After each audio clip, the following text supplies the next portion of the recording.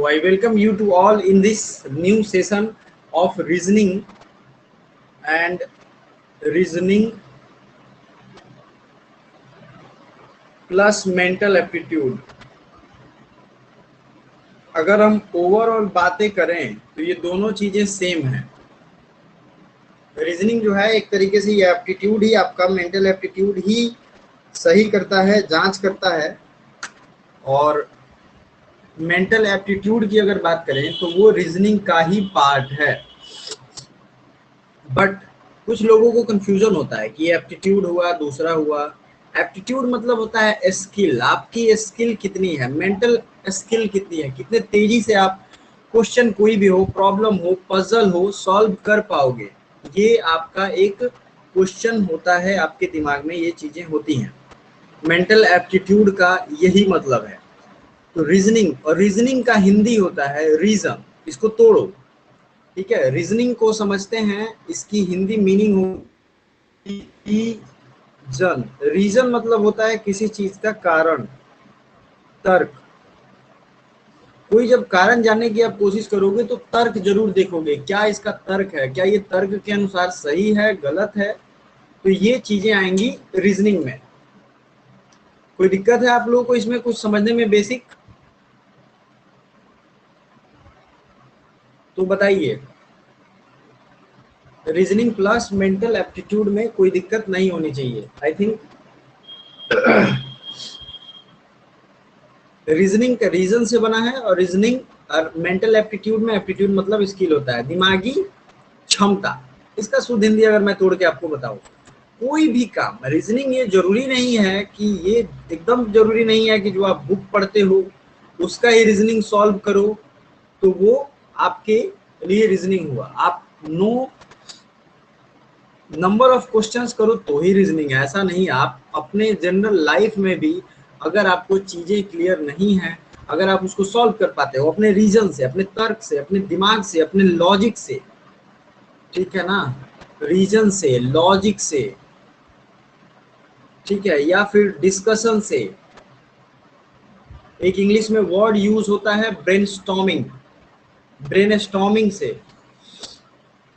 तब भी आपको वो फायदा देता है। आपका वो तर्क जो है वो आपको लाइफ को आसान बनाता है। मैं एक एग्जांपल दे रहा हूँ, रीजनिंग क्यों जरूरी है। बहुत लोग ये सोचते होंगे क्या नौकरी के लिए जरूरी है, पढ़ना है जरूरी है। नहीं, अगर रीजनिंग करने की आपकी क्षमता हो जाएगी, आपका मैथमेटिकल कैलकुलेशन फास्ट हो जाएगा, लाइफ स्किल्स आपके डेवलप हो जाएंगे। ये एक बहुत बड़ा रीजन होता है रीजनिंग पढ़ने के पीछे। बट मैक्सिमम लोग ये नहीं समझते। उन्हें समझते हैं कि ये बस सिलेबस का पार्ट है, इसे समझना है, पूरा करना है, हमें एग्जाम पास करना है। बट उसके फायदे आपको लाइफ लॉन्ग दिखेंगे। अब थोड़े आगे बढ़ते हैं हम। हमारे किन किन सब्जेक्ट्स के सिलेबस में रीजनिंग एंड मेंटल एप्टीट्यूड है। कहीं कहीं ये लिखता है रीजनिंग, लेकिन कहीं कहीं लिखता है मेंटल एप्टीट्यूड या simple aptitude. Okay, mental aptitude या सिंगल एप्टीट्यूड।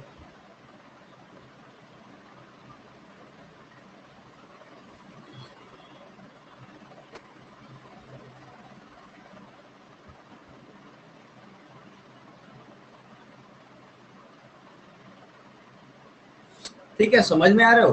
तो ये तो दोनों चीजें हैं। कुछ स्टूडेंट्स अभी भी मैसेज कर रहे हैं संकेत कि अगर वो ज्वाइन करना हो, लिंक भी मैंने शेयर किया था, क्लास आईडी उसमें डालेंगे और वो कर सकते हैं। तो ठीक है, चलिए आगे बढ़ते हैं। मेंटल एप्टीट्यूड भी लिखता है सिलेबस में किन किन कोर्सेज के है। तो ये कोर्स हो जाएगा BA plus BA LLB 5 year ये हुआ, LLB 3 ईयर,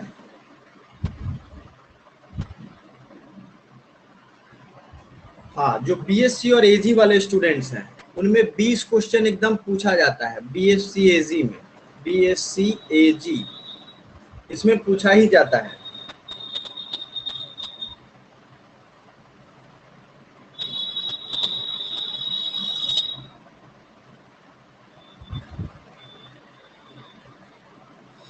ठीक है। और कोई कोर्स जिसमें आप लोग पढ़ते हो, आप लोग खुद उधर से बताओ, जिसकी आप लोग तैयारी करने चाहते हो। MA के कौन कौन से स्टूडेंट हैं आप लोग प्लीज बताएं कि कौन कौन से कोर्सेज उनके हैं।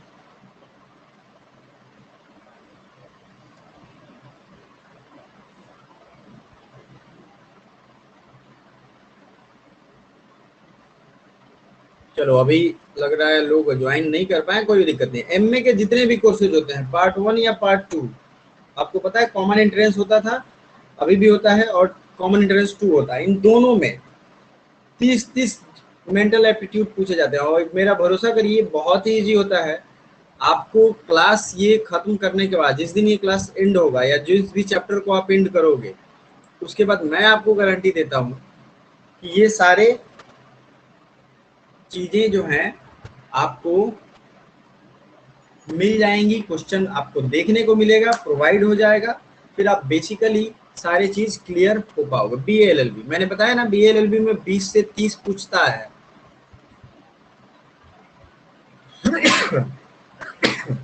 सॉरी, कोई भी कोर्स हो, मेंटल एप्टीट्यूड अब पार्ट हो गया है। इसके अलावा अगर CUCT होता है तो भी ये तो एकदम इसेंशियल है, VVI है आपके लिए। मैथ कम पूछे लेकिन ये जरूर पूछेगा।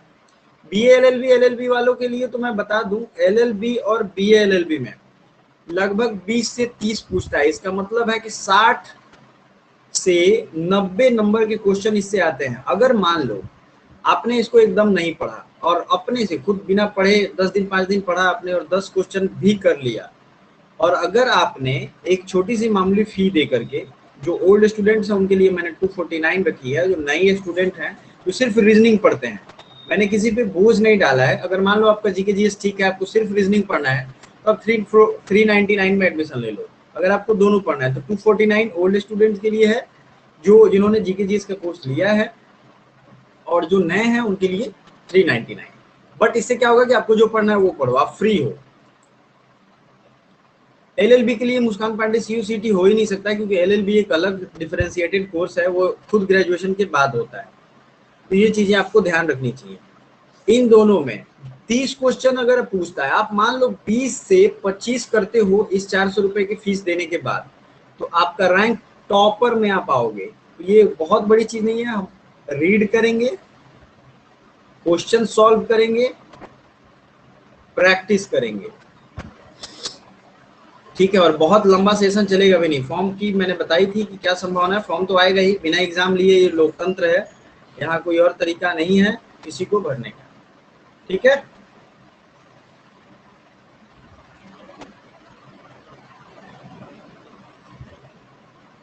तो क्लियर है क्यों जरूरी है आपके एग्जाम पॉइंट ऑफ व्यू से। अगर आर्ट्स के आप स्टूडेंट हो तो आर्ट्स में 30 क्वेश्चन, उसमें भी 20 से 30 का रेशियो है, लेकिन 30 से 32-35 भी पूछ लिया जा रहा है।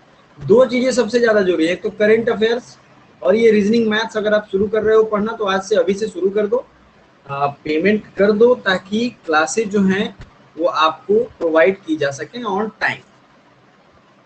किसी को कोई कंफ्यूजन है इन सब चीजों में तो हमसे पूछ ले।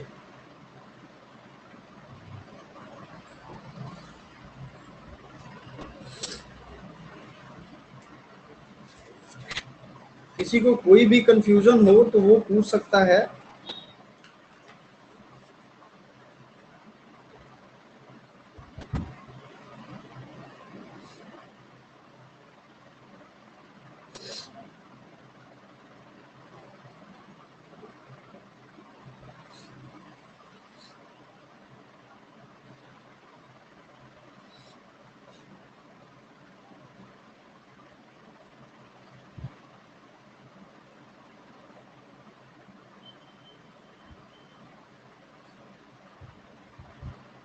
तो कुछ लोग और लाइव शायद जुड़ रहे हैं हमारे साथ। आई थिंक प्रियंका एंड कुछ स्टूडेंट्स हैं जो जुड़ रहे हैं, थोड़ा सा वेट कर लेते हैं।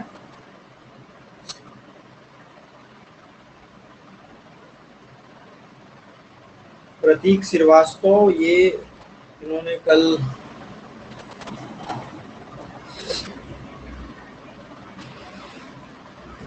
थोड़ा सा वेट कर लेते हैं हम लोग।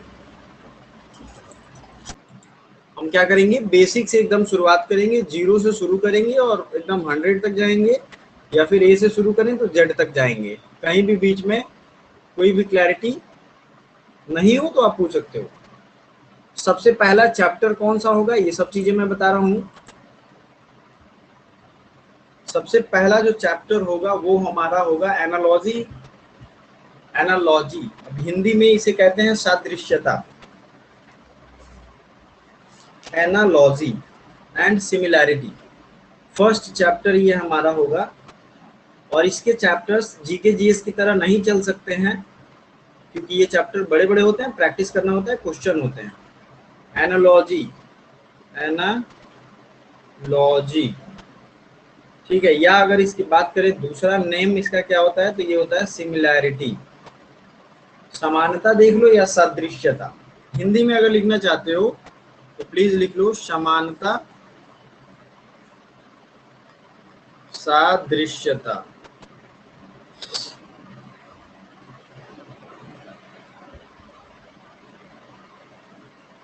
ठीक है, दो चीजें क्लियर हैं।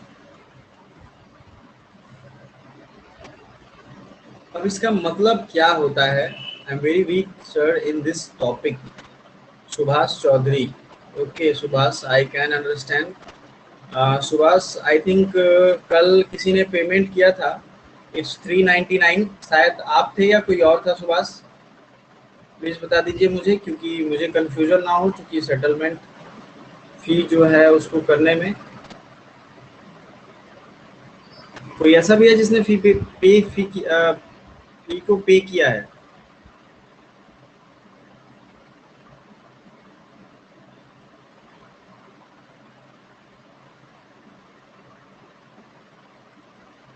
नहीं, आपने नहीं किया है सुभाष। आई थिंक प्रतीक, प्रतीक जो है उन्होंने पेमेंट किया है। तो आप ये ध्यान रखिए, आप पेमेंट करके क्लास में इनरोल करो, क्योंकि इसमें बहुत दिन मैं टाइम नहीं दूंगा पेमेंट के लिए। शायद ये फर्स्ट एंड लास्ट क्लास होगा, जिन जो पेमेंट करेंगे वो कंटिन्यू रहेंगे।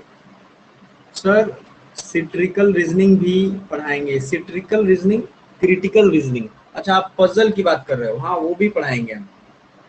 पजल की बात कर रहे हो ना, क्रिटिकल रीजनिंग जिसे कहते हैं, क्रिटिकल अंडरस्टैंडिंग जो आपके लॉ में यूज होता है, वो भी पढ़ाएंगे, और उसका भी क्लैरिटी यहीं से आएगा। ठीक है, डोंट वरी। तो एनालॉजी एंड सिमिलैरिटी पे हम थे। सुभाष चौधरी, मैंने आपसे कुछ पूछा था। खैर ये सबके लिए इन्फॉर्मेशन है, जिन लोगों ने पेमेंट नहीं किया वो पेमेंट टाइमली कर देंगे। अदरवाइज नेक्स्ट क्लास आपको पता है वेडनेसडे को होगी नेक्स्ट क्लास, और तब तक आपको इस चैप्टर से प्रैक्टिस करना है। फिर अगले क्लास में हम लोग मिलेंगे। बट बेसिक चीजें समझते हैं, एनालॉजी और सिमिलैरिटी। एनालॉजी होता क्या है, आपने जो साइंस के बैकग्राउंड के होंगे उन्होंने एनालोगस वर्ड सुना होगा। एनालोगस, एनालोगस मतलब क्या होता है, जो देखने में समान हो, उनमें रिश्ता भी समान हो सकता है। देखने में समान हो, रिश्ता बराबर हो, रिश्ता भी समान हो, ये सब जो है एनालोगस या एनालॉजी की बात आती है। ठीक है, तो क्लियर है इसमें एनालॉजी का मतलब क्या होता है? एनालॉजी की मीनिंग क्या होती है? इक्वल हो, समान हो। आप लोग प्लीज नोट्स बनाते चलो। ओके ठीक है Subhash, I can understand, but you have the time. आप जल्द से जल्द पी कर दो, क्योंकि अगले क्लास में पार्टिसिपेट करने के लिए। समान हो, सादृश्य हो, एक समान दिखता हो, एकदम बेसिक से समझा रहा हूँ। एक समान दिखता हो, इसका मतलब हुआ, इतना चीजें आप लोग प्लीज कॉपी में मेंशन करते चलो। ये सिमिलैरिटी को दिखाता है।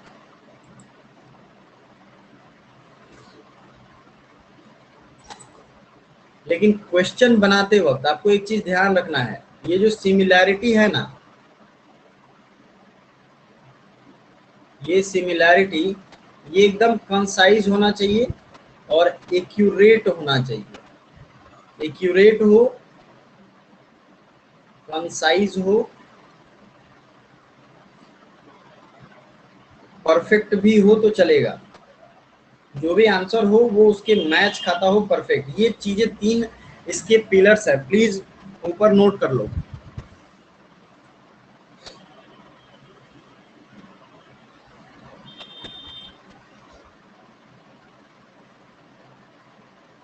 सब किसी का हो जाए तो डन लिख देना प्लीज।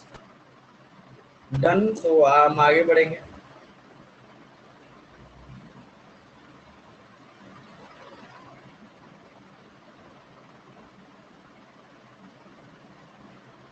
जो लोग भी रिकॉर्डेड लेक्चर देखेंगे उनके लिए भी सेम गाइडलाइन है, आप जल्द से जल्द पेमेंट कर दो ताकि we will proceed the next important part. तो हम फास्ट निकलेंगे और टाइमली सिलेबस खत्म करेंगे।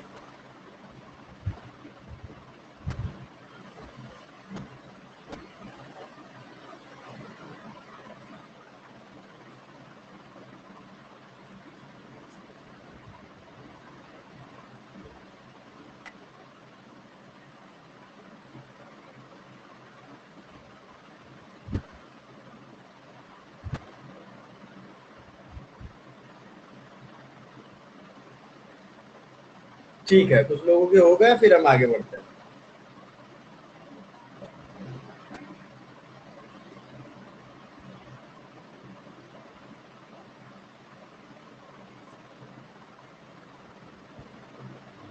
अब इसमें जो है, मैंने जैसा कि अभी तक आपको बताया है कि सिमिलैरिटी देखना है, किसका कौन सा सिमिलर होगा उस वही आंसर होगा। क्वेश्चन आते हैं इसमें कि मान लो इधर लिखा है ऑस्ट्रेलिया, ठीक है, और इधर लिखा है कैनबरा। तो अगर यहाँ इंडिया लिखा है तो इसके इधर में क्या हो सकता है बताओ? ऑस्ट्रेलिया की राजधानी अगर कैनबरा है तो इंडिया की क्या होगी जो यहाँ होगी? फिर होगी, बहुत इजी लेवल से शुरू कर रहा हूँ। वेरी नाइस मुस्कान, दिल्ली होगा, न्यू दिल्ली। ठीक है, अब यही मैं आपको समझाना चाहता हूँ, दिल्ली हो सकता है या न्यू दिल्ली हो सकता है। तो new Delhi is the right answer, क्योंकि पुराना जो नाम था वो सिर्फ दिल्ली था, बट अब क्या है, न्यू दिल्ली। समझ रहे हो बात? ये जो है सबसे ज्यादा accurate and perfect and concise होगा। ये एक एग्जांपल था लिटिल कि आपको कैसे चीजें समझनी है। दिल्ली से ज्यादा एक्यूरेट क्या होगा? न्यू दिल्ली। ये एक बहुत लिटिल एग्जांपल था। इसके कुछ बेस होते हैं, संबंध होंगे कुछ ना कुछ, दोनों में एक दूसरे से सिमिलैरिटी होगी, दोनों में कुछ समानता होगी और वही राइट आंसर होगा। तो सबसे पहला कुछ पॉइंट्स हैं, नोट कर लो। राज्य या देश और उसकी राजधानी हो सकती है सिमिलैरिटी के मामले में।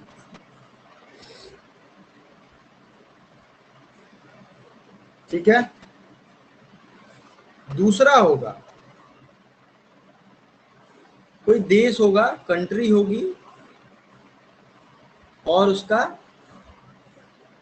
करेंसी होगा। ठीक है, तो कंट्री होगी, करेंसी होगी। तीसरा हो सकता है, अब जैसे मान लो इसका एग्जांपल ले लेते हैं, भूटान लिख दिया इधर और इधर भूटान की करेंसी लिख दिया टुगरिक। तो इधर अगर अफगानिस्तान लिख देता है तो आंसर क्या होना चाहिए? जीके जीएस के जो स्टूडेंट्स रेगुलर व्यूअर होंगे वो तुम्हें तो पता होगा, अफगानिस्तान की करेंसी ही आएगी ना।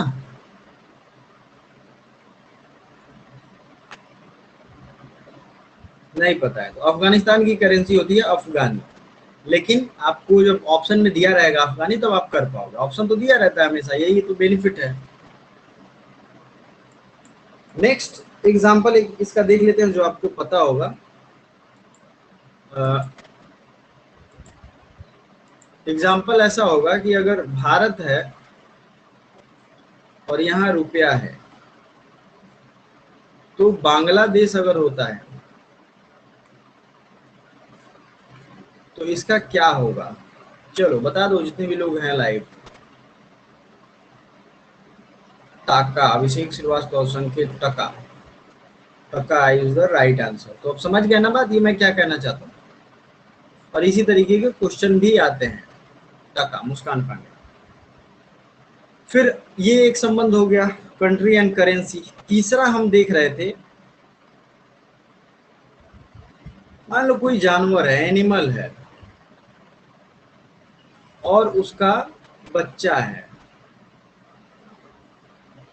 यंग वन जिसे कहते हैं, यंग वन, या फिर बच्चे की बात करें हिंदी में अगर मैं लिखूं तो, और ये जो है जानवर हो गया। तो अब मान लो जैसे हीरे, हिरन के बच्चे को कुछ और कहते हैं, कुत्ते के बच्चे को कुछ और कहते हैं। लेकिन इसके लिए तो आपको ये पूरा लिस्ट याद होना चाहिए। हाँ, ये लिस्ट आपको किसी भी किताब में मिल जाएगा, डोंट वरी, ये लिस्ट के लिए आपको परेशान नहीं होना है। लेकिन मैं चूंकि आज जो जो चीज़ें पढ़ाऊंगा उसकी मैं लिस्टिंग मैं कोशिश करूंगा कि फोटो क्लिक करके, कोई भी किताब आप ले सकते हो, आर.एस. अग्रवाल की ले लो, राकेश यादव की ले लो, कोई भी किताब ले लो, आपको वो चीज़ें लिस्ट वहीं कहीं भी मिल जाएंगी। किसी भी अरिहंत ले लो, लुसेंट की रीजनिंग आती है उसमें ले लो, सब में मिल जाएगा। ये आप फ्री हो, लेकिन क्वालिटी डिफर करेगा। तो मेरे पास कुछ किताबें हैं, मैं कोशिश करूंगा कि उसमें से कुछ 1-2 पेज आपको फोटो खींच करके भेज दूं, आप उसके नोट्स बना लोगे तो इजी रहेगा। Otherwise it's all about practice. अच्छा, बहुत लोगों के ये सवाल हो सकते हैं कि प्रैक्टिस हम कहाँ से करें।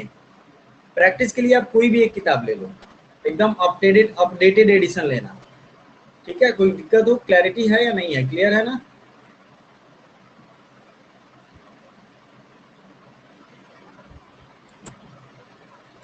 कोई भी बुक ले लो, अरिहंत की ले लो, लुसेंट की ले लो, आर.एस. अग्रवाल की ले लो, राकेश यादव की ले लो।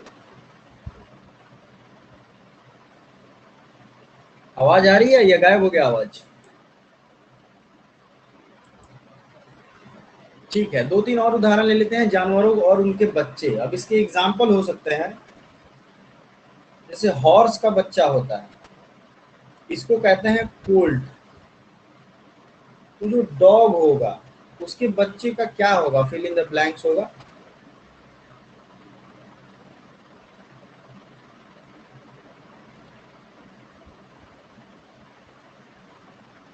क्या होगा बताइए? पप्पी, वेरी नाइस अभिषेक।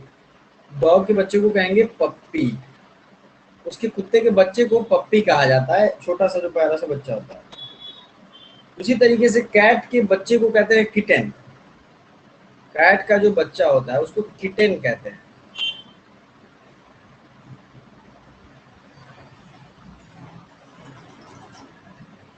फ्रॉग जो होता है उसके बच्चे को टैडपोल कहते हैं। तो इसकी लिस्टिंग आपको जहां भी मिले आप वहां से देख सकते हो। तो ये आप समझ रहे हो मैं कहना क्या चाहता हूँ। आज हम लोग बस ये सिंपल सी 2-3 चीजें ही हम लोग ध्यान में रखेंगे, और आपको इस पे ही प्रैक्टिस करना है। किसी भी बुक से आप कर लो। 9 बजे से जीके जी की क्लास है, काइंडली सब लोग जरूर आइएगा। और हम क्लास को टाइम से स्टार्ट करेंगे, टाइम से एंड भी करेंगे। इसकी लाइव रिकॉर्डेड लेक्चर भी आपको मिल जाएगी। आपको पता है जो पुराने बेनिफिट्स हैं सब कुछ आपको मिलते रहेंगे। बस काइंडली पे द फी, ताकि जो और बच्चे आएंगे उनका ज़्यादा सिलेबस ना छूटे। इसलिए हम इस क्लास को थोड़ा सा अर्ली ही करेंगे और कम करेंगे। कॉन्सेप्चुअल क्लैरिटी रहनी चाहिए। आपको प्रैक्टिस के लिए क्वेश्चन मिले जरूर करते रहिए। Thank you so much.